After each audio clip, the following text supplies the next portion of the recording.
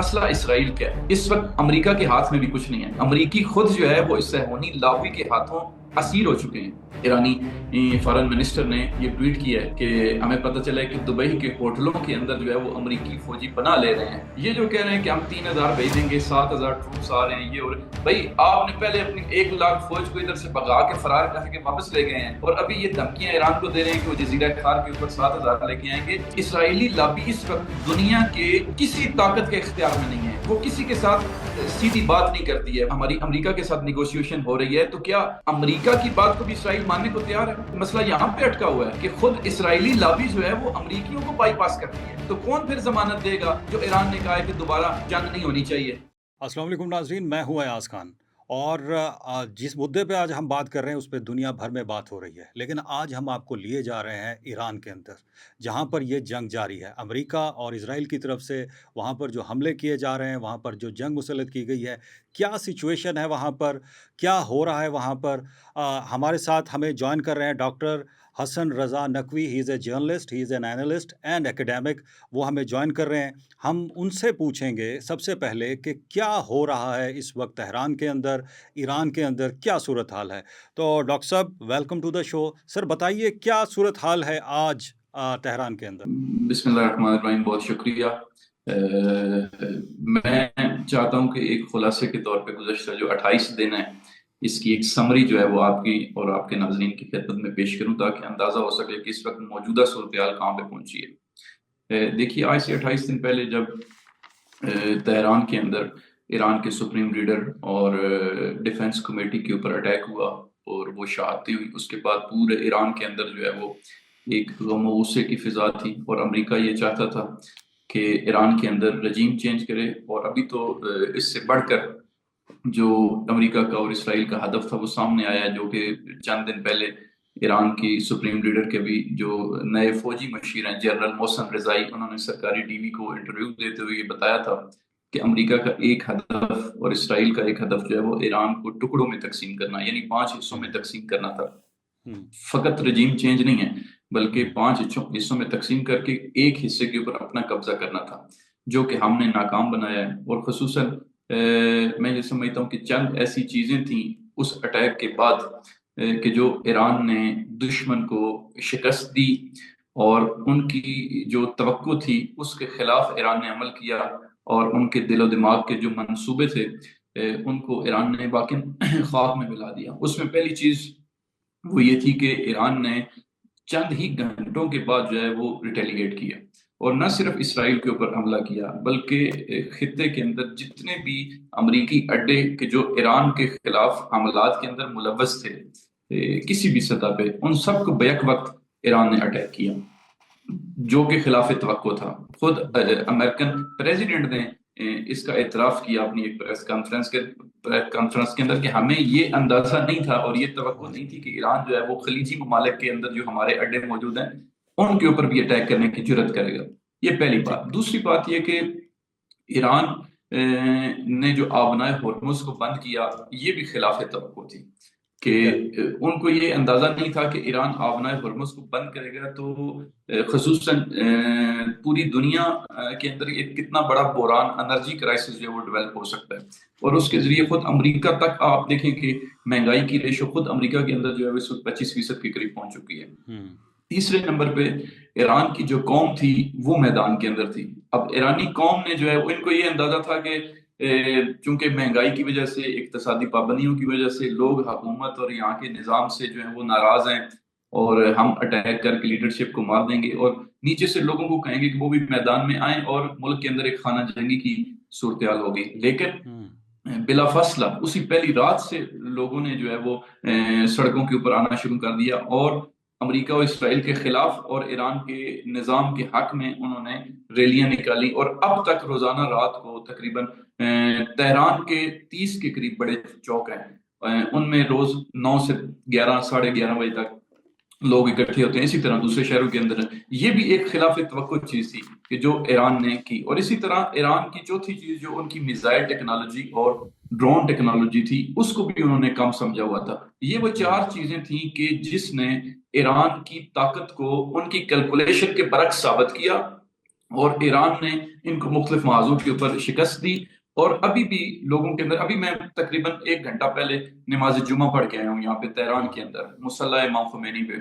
نماز جمعہ ٹھیک کا ہے، جو مین ہال ہے جس کے اندر جی، نماز جمعہ ہوتی ہے، اس میں کورڈ ایریے کے اندر جو ہے وہ تقریباً 1 لاکھ کے قریب نمازی ہوتے ہیں۔ ہوں، تو حالانکہ میں جو ہے وہ جلدی جانے کی میں نے کوشش کی، لیکن جب میں ادھر پہنچا ہوں تو اس وقت جو ہے وہ اندر والا ہال فل ہو چکا تھا۔ اور پہلے میں عام دنوں میں جاتے تھے تو اندر جا کے بیٹھتے تھے، لیکن جی، آج جنگ کی وجہ سے اور جنگ کی اس حالت میں نہ صرف اندر والا 1 لاکھ والا ہال فل تھا، باہر جو پارکنگ کے ایریاز اور سین بنے ہوتے ہیں اس کے اندر بھی لوگ تھے، اور میں بھی باہر ہی پھر وہاں پہ بیٹھا۔ یعنی آپ اندازہ کریں کہ لوگوں کو پتہ ہے کہ اس وقت ہم نے میدان کے اندر موجود رہنا ہے، دشمن کے خلاف میدان کے اندر موجود رہنا جو ہے وہ خود ایک جہاد ہے۔ اس نگاہ سے لوگ جو ہیں وہ ایرانی سامنے ہمیں آئے، اور آج کا جو جمعے کا اجتماع تھا وہ بڑا دیدنی تھا، اور میرے اندر جو ہے وہ ایک خود احساس ہو رہا تھا کہ واقعا یہ وہ قوم ہے کہ جو دشمن کے مقابلے میں، سپر طاقت کے مقابلے میں کھڑی ہو سکتی ہے اور ان کو شکست دے سکتی ہے۔ اور اسی طرح جو موجودہ صورتحال ہے، دشمن ایک طرف مذاکرات کی چال چل رہا ہے، ہوں، دوسری طرف حملے بھی جاری ہیں۔ اب دنیا میں یہ کس طرح ہو سکتا ہے کہ آپ ایک طرف جو ہے وہ بھیک مانگیں مذاکرات کی، مختلف ملکوں سے کہیں کہ آپ وساطت کریں، اپنے پیغام بھیجیں ایران کے پاس، اور دوسری طرف ایران کی شخصیات کو ٹارگٹ کرنے کے حوالے سے جو ہے وہ کوشش کریں۔ ایران آج قم کے اندر، آج صبح کو میں آپ کا واقعہ سناؤں، قم کے اندر ایک قم شہر کے ساتھ ہی ملحقہ آبادی ہے، اس کا نام ہے پردیسان۔ اب ہوں، وہاں پہ اٹیک ہوا ہے آج صبح، جس میں 25 کے قریب لوگ شہید ہوئے ہیں، عام آبادی ہے یعنی رہائشی عمارتیں ہیں، وہاں پہ اٹیک ہوئے، 25 کے قریب لوگ شہید ہوئے ہیں، اور تقریباً 50 کے قریب لوگ ابھی تک زخمی ہیں۔ اسی طرح اور بھی رہائشی عمارتوں کے اوپر گزشتہ روز اصفہان کے اندر، شیراز کے اندر، خود تہران کے اندر گزشتہ روز، لیکن اس کے باوجود لوگوں کا جو جوش و جذبہ ہے، لوگوں کی جو طاقت ہے، لوگوں کا جو ولولہ ہے، وہ واقعا دیدنی ہے۔ میں نے آج تک یعنی اس سے پہلے بھی مجھے 7 سال یہاں پہ میں نے عرض کیا ہو چکے ہیں، لیکن میں نے اتنا جوش و جذبہ پہلے ایرانی قوم کے اندر نہیں دیکھا ہے۔ تو ڈاکٹر صاحب اس طرف آتے ہیں کہ یہ جو ثالثی کی کوششیں کی جا رہی ہیں اس پر تو تفصیل سے آپ سے بات کرتے ہیں۔ مجھے یہ بتائیے، آپ نے بات کی کہ امریکہ کو بھی اس وقت مہنگائی کا سامنا کرنا پڑ رہا ہے، دنیا بھر کے جو ممالک ہیں وہ سارے جو ہیں اس سے متاثر ہو رہے ہیں، کیونکہ ابنائے ہرمز کے بند ہونے کی وجہ سے 20% آئل جو ہے وہ نہیں مل پا رہا ہے پوری دنیا کو، جس کی وجہ سے اثرات ہیں۔ تو مجھے یہ بتائیے کہ ایران کے اندر بھی تو ڈیفینیٹلی اس کے اثرات ہو رہے ہوں گے، اور پھر دوسری جو خبریں آ رہی ہیں کہ وہاں پر انٹرنیٹ کو مکمل طور پر بند کر دیا گیا ہے، وہاں پر لوگوں کو اپنی بات کرنے نہیں دی جا رہی۔ واٹ ڈو یو سے اباؤٹ دیٹ؟ دیکھیں ایران کے اندر جو ایک تو میں نے عرض کیا کہ لوگوں کے حوالے سے، دوسرا یہ جو آپ نے انٹرنیٹ کا سوال کیا، انٹرنیٹ مکمل طور پہ یہاں پہ چل رہا ہے۔ ہوں، اس کو یہ کہ پہلے بھی ایسے ہی ہوتا تھا، نیشنل انٹرنیٹ ہوتا ہے ان کا، ٹھیک نیشنل ہے، انٹرنیٹ، اور پوری دنیا میں کئی ممالک میں ایسا ہی ہے۔ آپ یہ امارات میں چلے جائیں، سعودی عرب کے اندر چلے جائیں، حتی بعض یورپی ممالک کے اندر چلے جائیں، وہاں کا انٹرنیٹ نیشنل ہے۔ یعنی نیشنل سے ہوں، مراد کیا ہے کہ آپ ملک کے اندر خرید و فروخت آن لائن کر سکتے ہیں، آپ کا بینکنگ سسٹم چل رہا ہے، آپ کا آن لائن جتنا بھی ایجوکیشن کا سسٹم چل رہا ہے، جتنی بھی چیزیں اپلیکیشن سافٹ ویئر ایران کے ہوں، ہیں، ایران کے اندر ان کا سروکار ہے لوگوں کے ساتھ، وہ ساری کی ساری اس وقت چل رہی ہیں۔ جو انٹرنیشنل انٹرنیٹ ہے وہ مختلف پہلے بھی ایسے ہی ہوتا تھا، پراکسیز کے ذریعے سے، وی پی اینز کے ذریعے سے، وہ ابھی بھی چل رہا ہے۔ بعض دفعہ وی پی این لوگوں کے کام کرتے ہیں، بعض دفعہ نہیں کرتے ہیں، لیکن انٹرنیٹ گورنمنٹ کی طرف سے کھلا ہوا ہے۔ ہوں، ٹھیک ہے، البتہ ڈاکٹر ایک جی جی انٹرنیٹ میں عرض کر دوں، ایک جی انٹرنیٹ جو کہ سٹار لنک کے نام سے ہے، جی سٹار لنک کا جو انٹرنیٹ ہے وہ بند ہے، اس کے اوپر گزشتہ 4 سالوں سے ایران کی پابندی ہے۔ وہ اس وجہ سے پابندی ہے کہ اس سٹار لنک انٹرنیٹ کے ذریعے سے ایران کے اندر جو منافقین کے گروہ تھے، ان کی جو ان کا جو رابطے کا ذریعہ تھا وہ اس کے ذریعے سے فرانس کے اندر، یو کے اندر، امریکہ، حتیٰ اسرائیلی جو لابیز موجود ہیں ان کے ساتھ وہ رابطے میں رہتے تھے، اور ایران کے اندر فتنے جو تحریکیں چلتی رہی ماضی کے اندر بھی وہ اس ہوں۔ انٹرنیٹ سروس کے ذریعے جو ہے وہ ہوتا تھا۔ وہ گورنمنٹ کی طرف سے بند تھا، تو ابھی بھی وہ گورنمنٹ کی طرف سے سختی سے بند ہے وہ۔ ڈاکٹر صاحب مجھے ذرا یہ بتائیے، آپ نے دو چیزوں کا ذکر کیا، ایک تو آپ نے کہا کہ ایران کے اندر قیادت کو نشانہ بنایا گیا، اور دوسری آپ نے بات کی کہ ان کا جو ٹارگٹس تھے وہ آ، اس کو تقسیم کرنے کے حوالے سے تھے۔ تو آپ کو یاد ہوگا کہ ڈونلڈ ٹرمپ کی طرف سے کہا گیا تھا کہ CIA کو بھی کہہ دیا گیا ہے، وہاں پر جو خاص طور پر انہوں نے کرد لوگوں کے حوالے سے یہ بات کی تھی کہ جی वहाँ पे कोई अपराइजिंग की सिचुएशन पैदा की जाए, कुछ इस तरह की जाए। तो क्या उन लोगों ने उनके इस चीज़ को बाय नहीं किया वहाँ पर जितने भी ईरानी हैं या फिर जितने भी वहाँ पर एथनिसिटीज़ हैं वहाँ पर? या फिर आपका जो रिजीम है वो इतना पावरफुल है कि या फिर आपकी जो हुकूमत है इतनी पावरफुल है कि उन्होंने उनको नहीं उठना दिया? जो रियलिटी क्या है जो अब आप दुनिया को बताना चाहते हैं, क्या है वहाँ पे हो रही? एक तो ये कि मैं हुकूमती नुमाइंदा नहीं हूँ, आपके मेरी स्टेटमेंट जो है वो हुकूमती वो तस्वर की जाए। मैं यहाँ पे जी। एज ए पाकिस्तानी, एक पाकिस्तानी होने की हैसियत से यहाँ पे जिन चीजों को करीब से देख रहा हूँ, मुशाहिदा कर रहा हूँ, ईरानी मीडिया के ऊपर इनका सरकारी मौक़िफ़, और खुद हुँ। नजदीक से जाके पूरे माशरे को देख रहा हूँ, मैं उस बुनियाद के ऊपर जो हकीकत मुझे नजर आती है मैं अपना तजिया पेश करता हूँ। जी। जो कुर्दिस्तान की बात आपने कुर्दों के हवाले से बात की, दुरुस्त है? जी, जी, बिल्कुल ऐसे ही है। देखें, कुर्दिस्तान का जो एरिया है इराक के बॉर्डर के साथ, जो इराकी कुर्दिस्तान है, जी। इराकी कुर्दिस्तान के अंदर खसूसन जो ईरान के बाज अलहदगी पसंद ग्रोह हैं, जिनका एक उनमें से एक मशहूर नाम जो है वो उसका नाम है कोमला। हुँ। जो कोमला ग्रुप है, जिस तरह मुख्तलिफ मुल्कों की सरहदों के अंदर हमारे मुल्क की सरहदी इलाकों में भी बाज ऐसे कलअदम तंजीमें या ग्रुप्स मौजूद हैं कि जो उस मुल्क के स्टेट के खिलाफ या रिट के खिलाफ जो है वो इकदाम करते हैं। हुँ। इसी तरह ये कोमला ग्रुप जो है कुर्दों पे मुश्तमिल है, जो कि दर हकीकत इनके अड्डे जो हैं वो इराकी कुर्दिस्तान के अंदर हैं, ईरानी कुर्दिस्तान के अंदर नहीं है। इन्होंने ये ऐलान किया था कि हम जमीनी तौर पे कार्रवाई जो है वो ईरान के अंदर करेंगे, और इससे पहले भी जो आज से चंद माह पहले कार्रवाई हुई थी, वो भी इन कुर्दों के जरिए, उसी कुर्दिस्तान के जरिए से अमेरिकन ने जो है वो लोगों को दाखिल किया था। उसमें गो के कुर्द भी थे, लेकिन कुर्दों के अलावा और भी फॉरेनर मौजूद थे। ईरानी जो सिक्योरिटी के इदारे हैं उन्होंने टेलीविजन के ऊपर जो सरकारी चैनल पर रिपोर्ट पेश की थी, उसमें उन्होंने बताया था कि हुँ। 200 के करीब उस वक्त गुज़श्ता हालिया जो फितना था जब ईरान में जलाओ गिरा हुआ था चंद माह पहले, उस फितने के अंदर तकरीबन 200 के करीब ऐसे अफराद थे कि जिनको फारसी नहीं आती थी और ईरानी गवर्नमेंट ने उनको गिरफ्तार किया था। हुँ। यानी 100% जो है वो बैरूनी लोग थे, यानी उनको जुबान भी नहीं आती थी, फारसी जुबान, ठीक है। ठीक। लेकिन वो कुर्दिस्तान से आए, उसी कुर्दिस्तान के जरिए से इसराइल ने उस वक्त जो है, उससे पहले अलबत्ता असला मुंतकिल किया हुआ था जिसकी बेस पे उन्होंने पूरे मुल्क के अंदर जलाओ गिराव किया था। ये हुँ। ग्रुप मौजूद थे। और इसके साथ साथ मैं ये भी अर्ज करता चलूं कि सदर ट्रंप ने जो है वो पहले उस कुर्दिस्तान, जो इराकी कुर्दिस्तान का वजीर आजम है मसूद बारजानी, उसको कॉल की और कहा कि हम चाहते हैं कि आप इसमें हमारे साथ ताउन करें और ईरान के खिलाफ जमीनी कार्रवाई में आप भी हुँ। आगे आए। हुँ। उसने इनकार कर दिया और ईरान ने उसको भी जो है वो वार्न किया था कि अगर आपके कुर्दिस्तान से हमारे ईरान के लिए कोई खतरा हुआ तो हम आपके अड्डों के ऊपर भी बराह रास्त हमला करेंगे। और हुँ। उसी दौरान ईरान ने कुर्दिस्तान के अंदर जो अमेरिकी अड्डा था उसको भी टारगेट किया। हरीर फौजी अड्डा जो अमेरिका का वहां पे कुर्दिस्तान के अंदर है, उसको टारगेट किया। फिर ये तो कुर्दिस्तान वो एक स्टेट है, एक खुद हुँ। मुख्तार रियासत है इराक के अंदर, लेकिन उसी कुर्दिस्तान के अंदर जो ईरानी कुर्दों का अलहदगी पसंद गिरोह है कोमला, जिसका मैंने जिक्र किया पहले, जी। आप अंदाजा करें कि सदर ट्रंप ने उस कोमला के सदर को भी फोन किया। हुँ। यानी आप समझे ना कि मसलन पाकिस्तान में अमेरिकी सदर जो है वो बजाय इसके कि फील्ड मार्शल को कॉल करे या वजीर आजम को कॉल करे, वो पाकिस्तान की किसी कलदम तंजीम के मसलन लीडर को कॉल करे और उससे मदद की भीख मांगे। हुँ।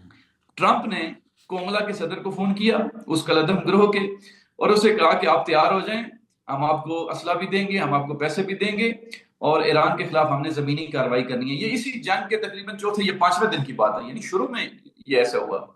जो ही ये कॉल खत्म हुई अमेरिकी सदर की, ठीक 3 घंटे के बाद ईरान ने उसी कोमला का जो वो मरकज था और ठिकाना था इराकी कुर्दिस्तान के अंदर, उसके ऊपर टारगेट किया और उसके सदर समेत और बाकी जितनी उनकी लीडरशिप थी उनको वहीं पे ठिकाने पे मार दिया। इसी तरह कोमला के और दीगर जो अलहदगी पसंद ग्रुप थे, ईरान ने उनके अड्डों के ऊपर भी शदीद हमले किए हैं और उनकी जो मैक्सिमम लीडरशिप थी इस अलहदगी पसंद ग्रुप की, वो मारी जा चुकी है। लेकिन अभी भी सदर ट्रंप को और इसराइल को उनसे उम्मीदें वाबस्ता हैं कि शायद ये लोग कुछ कर पाएंगे। देखें, ईरान जो है जमीनी जंग के अंदर न सिर्फ अपने मुल्क में, ये तो उनका घर है भाई, ईरान ने दूसरे मुल्क के अंदर जाकर कि जब 86% शाम के ऊपर दाइश का कब्जा हो चुका था, اور بشار الاسد کے سامنے 3 ملک تھے کہ وہ ان تینوں میں سے کسی ایک میں فرار کر جائے، اس وقت جا کے ایران نے بشار الاسد کو داعش سے نجات دلائی تھی، جب صرف 14% حصہ شام کا باقی رہ چکا تھا، اور پوری داعش کو وہاں سے انہوں نے تارو مار کر کے پکا دیا اور اس کی کمر توڑ کے رکھ دی تھی۔ یہ تو دوسرے ملک میں جا کے زمینی کارروائی میں بھی ماہر ہیں، اپنے ملک میں تو ایران جو ہے وہ چھاپا مار کارروائیوں میں، گریلا کارروائیوں کے اندر استاد ہے، اور اس نے پتہ نہیں کتنے گروپ خود تربیت کیے ہوئے ہیں، یہ مزمتی محاذ ہیں۔ لہذا ایران جو ہے اس معاملے میں مجھے نہیں اندازہ یہ لگتا کہ ایران اس معاملے میں کسی قسم کی شکست سے دوچار ہوگا۔ امریکہ کو بہت ہی بری طریقے سے یہ شکست ہوگی اگر اس نے زمینی طور پہ کارروائی کروانے کی کوشش کی تو۔ اس کے اوپر آتے ہیں جو وہ خارق آئلینڈ ہے اور اس کی امپورٹنس کے اوپر بھی ہم ڈسکس کرتے ہیں، لیکن ہم پہلے ڈسکس کر لیتے ہیں کہ یہ جو ابھی 10 دن کی یہ جو ابھی جسے آپ کہہ لیں کہ بات چل رہی ہے، جرمن وزیر خارجہ نے بھی بات کی ہے کہ شاید پاکستان کو ڈیسٹینیشن بنایا جائے جہاں پر براہ راست ایران اور امریکہ کے جو ہے ان کی ملاقات کی جائے اور پھر ان کے مذاکرات کرائے جائیں۔ تو اس حوالے سے آپ کی کیا اطلاعات ہیں؟ کیا واقعی پاکستان میں اس طرح کی کوئی ملاقات ہونے جا رہی ہے؟ اور آپ مجھے بتائیے گا کہ ایران کی طرف سے کون سی ایسی شخصیت ہوگی کہ جس کا نام سامنے آ رہا ہے، جو وہاں پر کہیں پر بھی اگر پاکستان میں ایسا ہوتا ہے تو وہاں پر وہ جا سکتے ہیں، اور امریکہ سے آپ کیا توقع کر رہے ہیں کہ وہاں سے کون نمائندے ہوں گے ان؟ ایران کے اندر ابھی تک کی جو سٹیٹمنٹس ہیں آفیشلز کی، 2 رات پہلے ایرانی فارن منسٹر سید عباس عراقچی نے جو انٹرویو دیا اس میں بھی انہوں نے کہا کہ پیغامات کا تبادلہ ضرور ہوا ہے، لیکن مذاکرات جو ہیں وہ اس وقت ہمارے ایجنڈے میں نہیں ہیں۔ آج نماز جمعہ کے اوپر جو آیت اللہ سید احمد خاتمی انہوں نے تقریر کی خطبہ جمعہ کے اندر، تو اس میں بھی انہوں نے اسی طرف اشارہ کیا کہ مذاکرات ہمارے ایجنڈے میں نہیں ہیں۔ تہران کا جو نماز جمعہ ہوتا ہے، یہ یاد رکھیں، تہران کا جو نماز جمعہ کا خطبہ ہوتا ہے وہ آپ یوں سمجھیں کہ جیسے ایران کی خارجہ پالیسی بیان ہو رہی ہے، ٹھیک ہے، اتنی اہمیت رکھتا ہے یہ تہران کا نماز جمعہ۔ تو یہاں پہ بھی انہوں نے بھی یہی آج بات کی ہے، وزیر خارجہ نے بھی یہی بات کی، اور ابھی تک یعنی جب یہ کہتے ہیں کہ ہمارے ایجنڈے میں نہیں ہے مذاکرات، تو پھر ممکن ہی نہیں ہے نا کہ وہ کسی بندے کو ریکمینڈ کریں کہ فلاں بندہ ہماری طرف سے مذاکرات کے لیے پاکستان جائے گا۔ صرف انہوں نے یہ کہا ہے کہ بعض ہمارے دوست ممالک کے ذریعے سے پیغامات کا تبادلہ ضرور ہوا ہے، لیکن اس کا یہ مطلب نہیں ہے کہ ہم مذاکرات کے لیے بیٹھ رہے ہیں۔ اور لیکن جہاں تک دونوں طرف ڈاکٹر کی جو شرائط بیان کی گئی ہیں، جو شرائط ایران نے رکھی ہیں، جو شرائط امریکہ کی طرف سے 15 نکاتی آئی ہیں، وہ موجودہ صورتحال کے اندر تو مجھے نہیں لگتا کہ اس جنگ بندی کی طرف جائے گا یا مذاکراتی عمل جو ہے، مثلا اگر پاکستان میں بھی ہوتا ہے، پاکستان کوشش بالکل کر رہا ہے، خدا کرے کہ یہ کوشش جو ہے وہ کامیاب ہو جائے، لیکن ظاہری طور پہ مجھے نہیں لگتا کہ مذاکراتی عمل جو ہے اس کے اندر کوئی بہت ہی مثبت تبدیلی جو ہے وہ آ رہی ہے۔ ایک امید رکھنی چاہیے، لیکن عملی طور پہ مجھے نہیں لگ رہا ہے۔ لیکن obviously چاہے جنگ ہو جتنی لمبی بھی ہو جائے، الٹیمیٹلی بیٹھنا تو مذاکرات کی ٹیبل پر ہی پڑتا ہے، اور پاکستان اس کے لیے کوششیں بھی کر رہا ہے۔ تو مجھے یہ بتائیے کہ ایک سینیریو کو اگر ہم دیکھتے ہیں کہ جس طرح سے خبریں یہ بھی آ رہی ہیں کہ کچھ ایئر بون جو ہے ان کے ٹروپس جو ہیں وہ روانہ بھی کیے جا رہے ہیں، اور جو خاص آئی لینڈ ہے جو کہ جہاں سے اگر مجھے تصحیح کیجیے گا کہ مور دین 90% جی وہاں پر جو ہے مور دین 90% جو ایران کا جو آئل ہے وہاں سے سپلائی ہوتی ہے۔ تو اگر اس طرح کی کوئی ڈیولپمنٹ ہوتی ہے اور اس کو روکا جاتا ہے تو اس کے لیے ایران کتنا تیار ہے، اور پھر تو یہ جنگ تو نہ مجھے لگتا ہے کہ نہ ختم ہونے والی جنگ میں تبدیل ہو سکتی ہے۔ دیکھیں، جو ٹروپس کی بات ہے نا، میں عرض کروں کہ 2006 میں یا اس سے پہلے 2000 کے اندر جب امریکہ خطے کے اندر آیا تھا، جب صدام نے کویت کے اوپر حملہ کیا، اور اسی بہانے سے پھر امریکہ نے فوجی اڈے جو ہے وہ بنانا شروع کر دیے مڈل ایسٹ کے اندر، اور پھر اپنی فوج کو منتقل کیا۔ پھر 9/11 کے واقعے کے بعد جو ہے وہ اور زیادہ اس کو بہانہ مل گیا، تو اس وقت 2 لاکھ کے قریب فوج جو ہے وہ صرف خلیجی ممالک میں تھی۔ ابھی بھی جو ہے وہ نیٹو فورسز کے اندر جو امریکی فوجی ہیں ان کو بھی اگر ہم شامل کریں مڈل ایسٹ میں، تو 1 لاکھ سے زیادہ تو ابھی بھی بن جاتے تھے، جن کو ابھی انہوں نے بہت یعنی 70,000 تو انہوں نے درخواست دے کے فرار کروائے ہیں، اور ابھی باقی جو ہیں وہ چھپے ہوئے ہیں اس وقت۔ آپ نے دیکھا کہ کل ایرانی فارن منسٹر نے یہ ٹویٹ کیا ہے کہ ہمیں پتہ چلا ہے کہ دبئی کے ہوٹلوں کے اندر جو ہے وہ امریکی فوجی پناہ لے رہے ہیں، ٹھیک ہے، اور جن ہوٹلوں کے اندر ہیں ہم ان مالکان کو کہتے ہیں کہ ان کو یہاں سے نکالیں، ورنہ یہ امریکی فوجی جہاں بھی ہوں گے وہ ہمارا جائز ہدف جو ہے وہ سمجھے جائیں گے۔ ابھی تو ان کی یہ صورتحال ہے کہ یہ خود پناہ لیتے پھر رہے ہیں، یہ جو کہہ رہے ہیں کہ ہم 3,000 بھیج دیں گے، 7,000 ٹروپس آ رہے ہیں، یہ، اور بھائی آپ نے پہلے اپنی 1,00,000 فوج کو ادھر سے بھگا کے فرار کر کے واپس لے گئے ہیں، اور ابھی یہ دھمکیاں ایران کو دے رہے ہیں کہ وہ جزیرہ خار کے اوپر 7,000 لے کے آئیں گے۔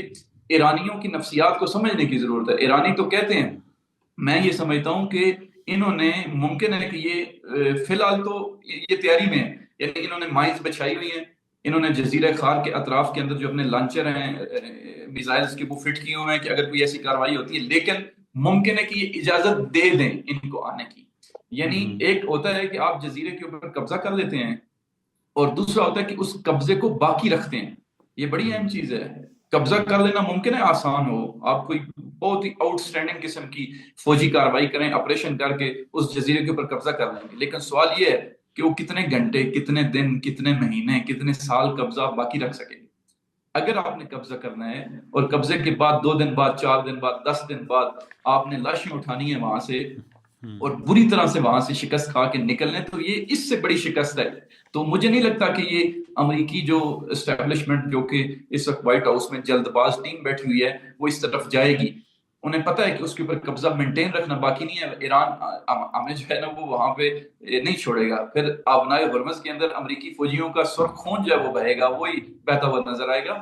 تو ایران تو پوری تیاری کے ساتھ اس وقت موجود ہے۔ لیکن ڈاکٹر صاحب اگر مجھے یہ کارروائی کریں گے تو مجھے یہ لگتا ہے کہ بری طرح شکست سے دوچار ہوں گے، اور اس سے بحران میں مزید اضافہ ہوگا، آسانی نہیں ہوگی۔ لیکن ڈاکٹر صاحب یہ سینیریو ہم نے ڈسکس کیا ہے، تو ایک طرف مذاکرات بھی آپ کہہ رہے ہیں کہ وہ نہیں چاہ رہے کہ مذاکرات ہو جائیں، دوسری طرف آپ یہ کہہ رہے ہیں کہ کارروائی، تو ایک کنسرن یہ بھی کیا جا رہا ہے کہ اتنے میزائل جو ہیں وہ شاید اسرائیل پہ نہیں چلائے گئے جتنے یو اے ای یا پھر جو گلف کنٹریز ہیں ان کی طرف جتنے اٹیکس کیے گئے ہیں، تو یہ بھی ایک کنسرن سامنے آ رہا ہے۔ تو اس ساری سچویشن کے اندر دیکھیے ایک بہت بڑی آبادی ہے جس کو صرف آئل تو نہیں گزارنا، وہاں سے خوراک بھی آبنائے حرمت سے گزرنی ہے، بہت ساری چیزیں اور بھی ہیں۔ تو اس ساری سچویشن کا کوئی نہ کوئی حل تو موجود ہے، کوئی نہ کوئی آپ کو ٹیبل پہ، میں یہ کہہ رہا ہوں کہ ایران کو مجھے جو ٹیبل پہ نظر تو آنا آتا ہے نا، پڑے گا۔ میں آپ کو عرض کروں، جو ایرانی آفیشلز نے بیان کیا ہے، مختلف لوگوں نے، جو ان کے انٹرویو میں نے سنے ہیں میڈیا کے اوپر، ایرانی پارلیمنٹ کے سپیکر کے انٹرویو کچھ دن پہلے چلا تھا، پھر اس کے بعد فارن منسٹر کا چلا، جنرل محسن رضائی کا چلا، شہید علی لاریجانی کے بھائی جو ہیں ان کا 2 دن پہلے ایک انٹرویو تھا، بڑا اہم انٹرویو تھا، وہ بھی چونکہ فارن منسٹری کے ساتھ وابستہ ہیں۔ تو ان سب کی جو گفتگویں ہیں، اگر اس کو ہم دیکھیں اور اس سے نتیجہ نکالیں، تو وہ یہ کہتے ہیں کہ ہمارا بالکل کلیئر موقف ہے۔ ہم عرب ممالک جو ہیں، خلیجی ممالک، ان سے کہتے ہیں کہ ہمارا آپ کے ساتھ کوئی جو ہے نا وہ تنازع نہیں ہے، آپ درمیان میں سے ہٹ جائیں، یہ امریکہ کو یہاں سے نکال دیں۔ کیوں نہیں نکال رہے آپ امریکہ کو، جبکہ آپ کو پتہ ہے کہ انہی امریکی اڈوں سے ہمارے خلاف کاروائیاں ہو رہی ہیں؟ یا تو ان کو روکیں آپ، کیوں اپنی فضائی حدود ہمارے خلاف استعمال ہونے دیتے ہیں؟ کیوں نہ صرف یہ لیکن کہ وہ تو استعمال کہتے ہونے ہیں کہ دیتے ہیں، ابھی جو ان کی تازہ نہ، ترین اطلاعات ہیں ایرانی جی آفیشلز نے میڈیا کے اوپر بیان کیے ہیں، ابھی تو ایرانی یہ کہتے ہیں کہ ہمارے پاس یہ خبر بھی موجود ہے کہ عرب امارات جو ہے وہ جزیرہ خار کے اوپر قبضہ کرنے کے حوالے سے نہ صرف ان کو انہوں نے اڈے پرووائڈ کیے ہیں، بلکہ عملی طور پہ ان کی معاونت کر رہا ہے اس وقت۔ پر اگر انہوں نے یہ کیا تو ہم بحرین اور عرب امارات کے ساحل کے اوپر قبضہ کر لیں گے۔ یہ ایران نے گزشتہ روز آفیشیل موقف اپنا جاری کیا ہے۔ یعنی بات صرف یہاں تک نہیں ہے کہ آپ نے صرف اڈا دیا ہوا تھا ان کے اختیار میں، بلکہ بات یہاں تک ہے کہ آپ ان کا حصہ ہیں، پارٹنر ہیں اس جنگ میں۔ تو اس وقت پھر ایران ظاہر جہاں جہاں پہ بھی امریکی مفادات دیکھے گا اور یہ چیک کرے گا کہ ہمارے خلاف وہاں سے آپریشنز ہو رہے ہیں، تو ایران تو اس کو ٹارگٹ کرنا اپنا جائز ہدف سمجھتا ہے۔ ڈاکٹر صاحب میں اب اس بات کو دہرانا چاہ رہا ہوں کہ پاکستان کی طرف سے جو ایفرٹس کی جا رہی ہیں، اگر دیکھا جائے تو پوری دنیا میں اگر کوئی ملک سنسیرلی شروع سے پہلے دن کے ساتھ کھڑا بھی ہے ایران کے ساتھ، اور جو پھر یہ چاہ بھی رہا ہے کہ یہ کیونکہ ہمارا ہمسایہ ہے ایران اور ہمارے بھائی ہے، وہ اسلامی بھائی ہے، مسلم بھائی، تو اس کانٹیکسٹ میں جو اس کی ایفرٹ جو ہو رہی ہیں پوری دنیا میں، اس کو دیکھیے کہ انڈیا بھی اس کے اوپر آپ دیکھ لیں کہ اس کو تنقید کا نشانہ بناتا نظر آ رہا ہے، مطلب ان کو بھی یہ تکلیف تکلیف ہو رہی ہے کہ پاکستان یہ کام کیوں کر رہا ہے؟ مطلب جو آپ کو اس سے جی تھوڑا جی، سا کلیئرٹی بھی ہو رہی ہے؟ انڈیا کی طرف سے ہوں، بہت زیادہ پاکستان کے خلاف پراپوگنڈا موجود ہے. کبھی انڈیا کچھ بیان دیتا ہے، کبھی کہتا ہے پاکستان ابھی امریکہ کے ساتھ مل کے کوئی کارروائی کروانے لگا ہے زمینی حوالے سے، جبکہ ہم نے ادھر آفیشیل سے معلوم کیا کہ اس قسم کی، انہوں نے کہا بالکل پاکستان کی طرف سے ہمیں کوئی خطرہ نہیں ہے. ٹھیک ہے، ہمیں کردستان کی طرف سے خطرہ ہے. ہوں، انڈیا کی طرف سے تو درست ہے، ہمارے خلاف بہت زیادہ پراپوگنڈا ہو رہا ہے، اور پاکستان کی کوششیں جو ہیں وہ بھی بالکل حسن نیت کے ساتھ ہیں. ابھی گزشتہ رات شاید آپ نے یہ خبر سنی ہو کہ تہران کے اندر جو پاکستانی امبیسی ہے اس کے تھوڑے سے فاصلے پہ، البتہ وہاں پہ ایک فوجی بیس بھی موجود ہے، اس پہ ہوں، اٹیک ہوا ہے. اور جہاں پہ ہمارے پاکستانی امبیسڈر کا گھر ہے اس کے قریب بھی اٹیک ہوا ہے. اب ہم یہ نہیں کہتے کہ انہوں نے، ممکن ہے کہ ان کو ٹارگٹ کرنا ہوگا، لیکن یہ ایک سگنل بعض دفعہ ہوتا ہے اس قسم کا کہ پاکستان مذاکراتی عمل میں اس وقت الحمدللہ پیش ہے، کوشش کر رہا ہے حسن نیت کے ساتھ. اصل معاملہ دیکھیں وہ یہ ہے کہ مسئلہ اسرائیل کا ہے. اس ہوں، وقت امریکہ کے ہاتھ میں بھی کچھ نہیں ہے. امریکی خود جو ہے وہ اس صہیونی لابی کے ہاتھوں اسیر ہو چکے ہیں. اسرائیل جو ہے وہ پاکستان کو اعلانیہ طور پہ اپنا دشمن سمجھتا ہے، اور پاکستان بھی بالکل یہ بیانیہ اس کا موجود ہے کہ اسرائیل پاکستان کا دشمن ہے، اور انڈیا کی بھی پشت پناہی کرتا ہے ہمارے خلاف. اور گزشتہ پاکستان انڈیا کی جنگوں کے اندر بھی اس چیز کے شواہد موجود رہے ہیں کہ اسرائیلیوں نے ان کی مدد کی ہمارے خلاف. اب ہوں، اصل مسئلہ یہ ہے کہ پاکستان یہ کوشش کر رہا ہے، لیکن کیا پاکستان کی بات کے اوپر اگر ہماری امریکہ کے ساتھ نیگوسیشن ہو رہی ہے تو کیا امریکہ کی بات کو بھی اسرائیل ماننے کو تیار ہے؟ اس ہوں، وقت تو مسئلہ یہاں پہ اٹکا ہوا ہے کہ خود اسرائیلی لابی جو ہے وہ امریکیوں کو بائی پاس کرتی ہے. تو کون پھر ضمانت دے گا؟ جو ایران نے کہا ہے کہ دوبارہ جنگ نہیں ہونی چاہیے، جو ایرانی شرائط ہیں یا امریکی شرائط کا کوئی درمیانی حل بھی نکلتا ہے، بالآخر جنگوں کا حل مذاکرات کے ذریعے ٹیبل پہ بیٹھ کے کسی نہ کسی نتیجے پہ پہنچا جاتا ہے. وہ پہنچا جا سکتا ہے. ممکن ہے کہ پاکستان امریکہ سے بات کرے، ادھر ان سے بات کرے کہ بھائی اپنے اپنے جو مطالبات یا شرائط ہیں اس میں تھوڑی تھوڑی لچک دکھائیں آپ، اور کوئی درمیانی حل نکالیں. جی، جی، ممکن ہے یہ نکل سکے، لیکن کون ضمانت دے گا کہ وہ ایگزیکیوٹ ہو جائے گا، اس ہوں، کے اوپر عمل ہوگا؟ کیوں کہ اسرائیلی لابی اس وقت دنیا کے کسی طاقت کے اختیار میں نہیں ہے. وہ کسی کے ساتھ سیدھی بات نہیں کرتی ہے. وہ اپنی صرف طاقت کی زبان بولتی ہے، اور وہ یہ سمجھتے ہیں کہ ہماری طاقت بھی بہت زیادہ ہے. ان کے اندر ایک اپنی مستی موجود ہے کہ ہم جو ہے وہ پوری دنیا کے اوپر قابض ہیں اس وقت، اقتصادی میدان کے اندر، باقی جگہوں کے اوپر بھی. تو لہٰذا اصل مسئلہ تو یہاں پہ ہے. بہت بہت شکریہ ڈاکٹر صاحب. ہماری تو یہ ایک خواہش بھی ہے، امید بھی ہے کہ یہ جو معاملات ہیں خوش اسلوبی سے حل ہو جائیں. اگر پاکستان نے یہ انیشیٹو لیا ہے، اگر یہاں پر یہ سینٹر بنتا ہے پیس کا، تو اس سے پورے خطے کے اندر امن آئے گا، اور امید ہے کہ پورا خطہ جو ہے پھر سے ایک دوسرے کے لیے خوشحالی کا سبب بنے گا، اور ہو سکتا ہے کہ جو سچویشنز ہیں وہ بہتری کی طرف جائیں. آپ کا خدشہ بھی ٹھیک ہے کہ اسرائیل یہ نہیں چاہ رہا ہے، لیکن اگر امریکہ ٹھان لے، اگر ان کو لگے، کیونکہ انہوں نے آگے الیکشن بھی لڑنے ہیں، آگے باقی چیزیں بھی ہیں، تو دیر از اے پاسبلٹی آف پیس، اور ہمیں یہ امید کا دامن نہیں چھوڑنا چاہیے. بہت شکریہ ڈاکٹر صاحب. Thank you so much.